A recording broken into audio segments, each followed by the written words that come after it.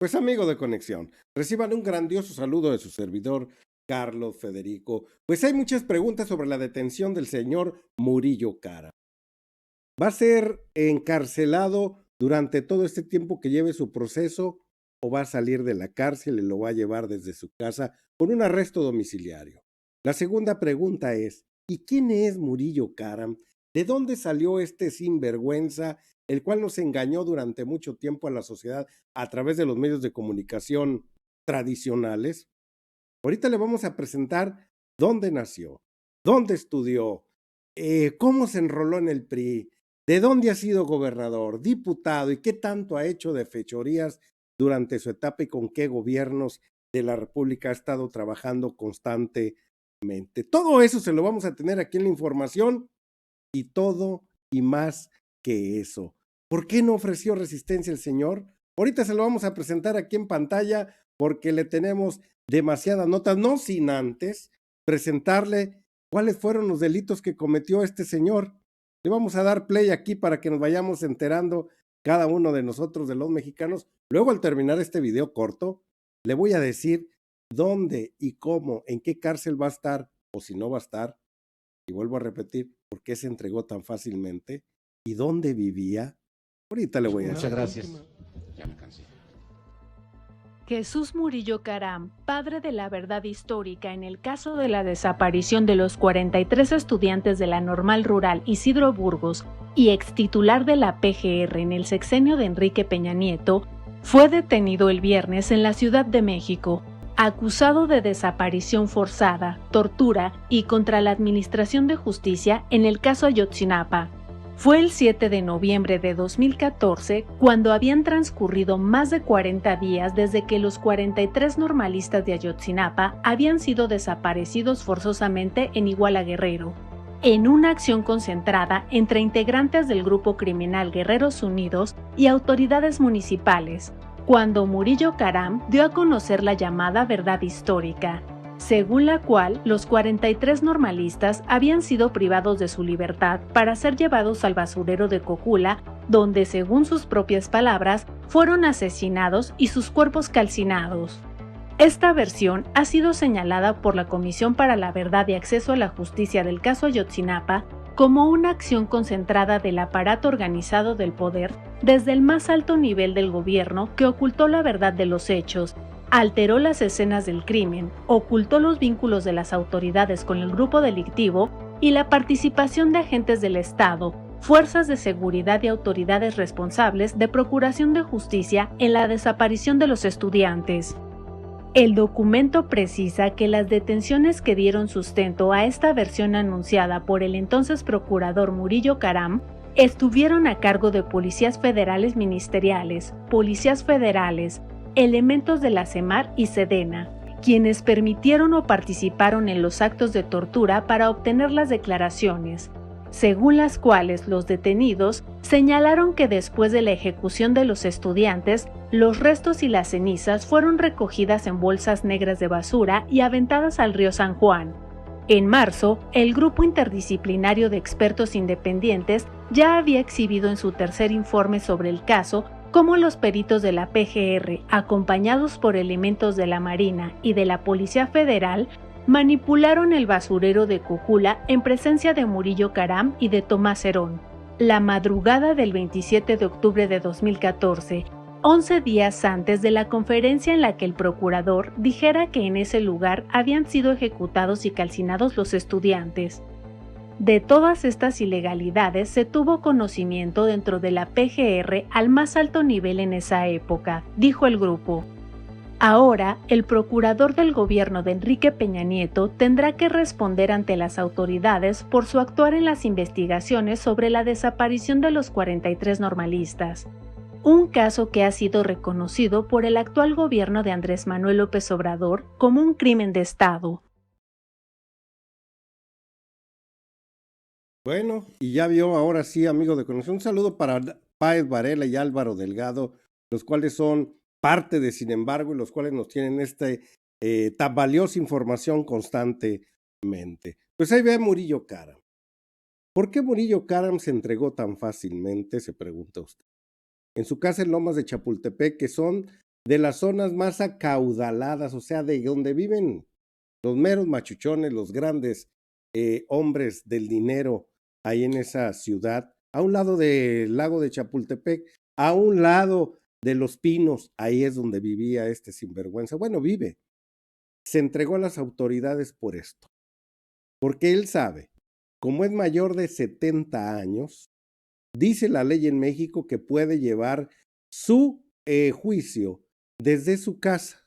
Por lo tanto, él lo sabía muy bien porque es abogado de profesión. Y pues bien apadrinado y bien orientado, pues por eso se entregó rápidamente.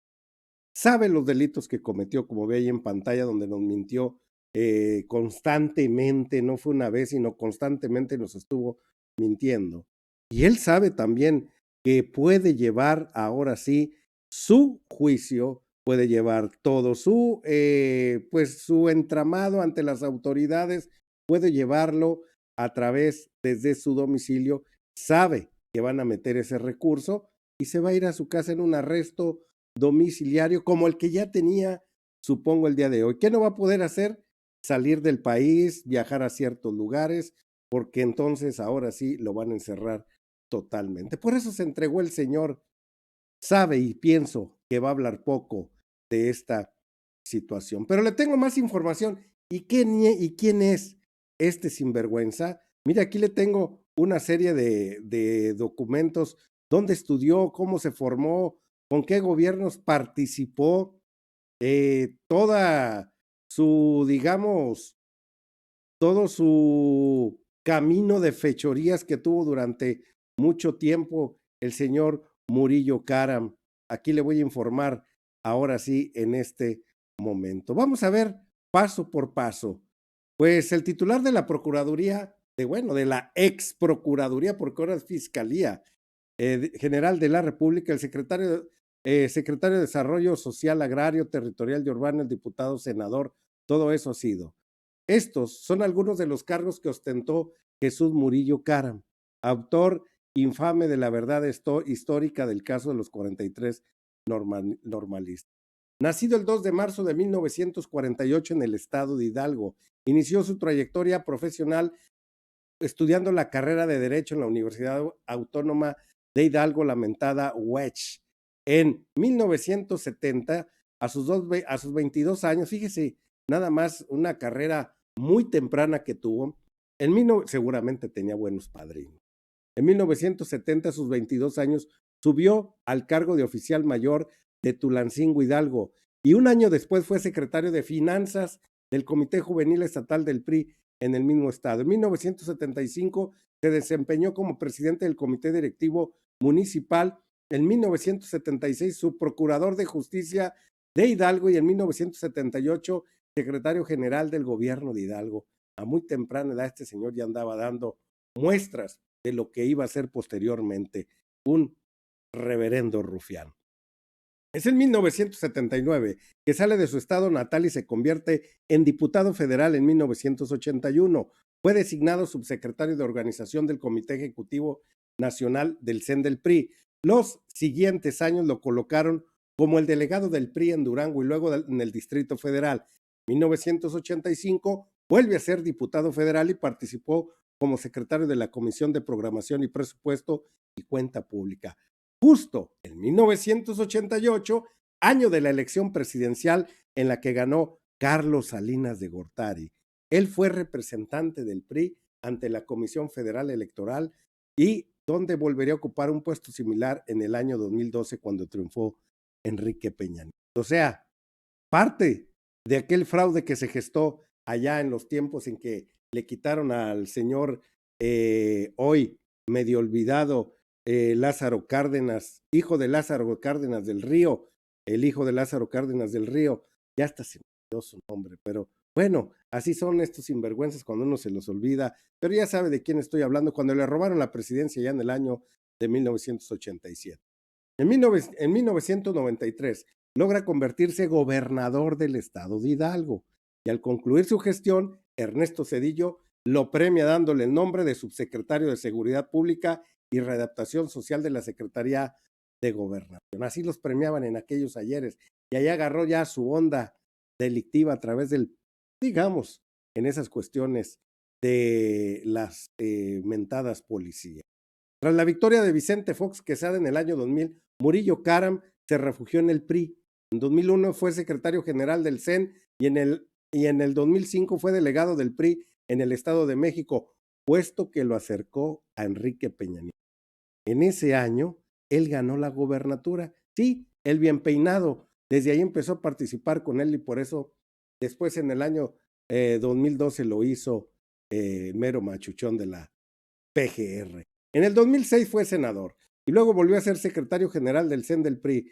Su siguiente puesto destacado lo obtuvo en el 2012 cuando Peña Nieto lo nombró coordinador de asuntos jurídicos de la campaña del candidato del PRI a la presidencia de la República.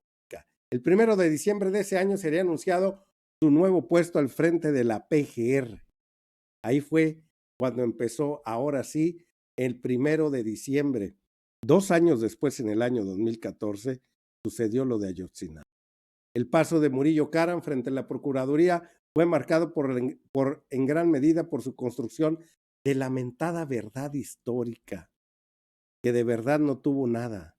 En el caso de los 43 alumnos de Ayotzinapa ese 26 de septiembre, ahora sí, en aquellos ayer. Ese es el que es Murillo Karam, ese hombre sin vergüenza, el cual le debe mucho a México. Y para variar, aquí le voy a presentar ahora sí, en este momento, los que dicen que el presidente de la República no trabaja, pues la Fiscalía General de la República libra 83 órdenes de aprehensión contra mandos militares, autoridades administrativas, policías y miembros de Guerreros Unidos por el caso Ayotzinapa, y entre ellos está un infiltrado que andaba de supuestamente estudiante, pero pertenecía a la Sedena, que era el que daba los pitazos de qué hacían y qué no hacían los estudiantes, y es uno de los orquestadores de esa atrocidad allá en el año 2014. Pues amigo de Conexión, quede usted muy bien informado y qué bueno que pasó esto en este año, porque en el año 2024 iba a expirar como delito por haber pasado 10 años, aunque por la situación, el genocidio que se cometió, quizás no iba a expirar. Pues amigo de Conexión, quede usted muy bien informado. El señor se entregó porque sabe que por su edad puede llevar su juicio en su casa. Vámonos riendo pues, amigo de Conexión. Dele like y suscríbase al canal. En esta bolita es más fácil. Y aquí tiene 2 videos para que se mantenga mejor informado. Si está en Facebook, manita arriba, apriétele ahí donde dice siguiendo, porque Conexión está al pie del cañón en esta cuarta transmisión. Nos vemos a la próxima. Vámonos riendo.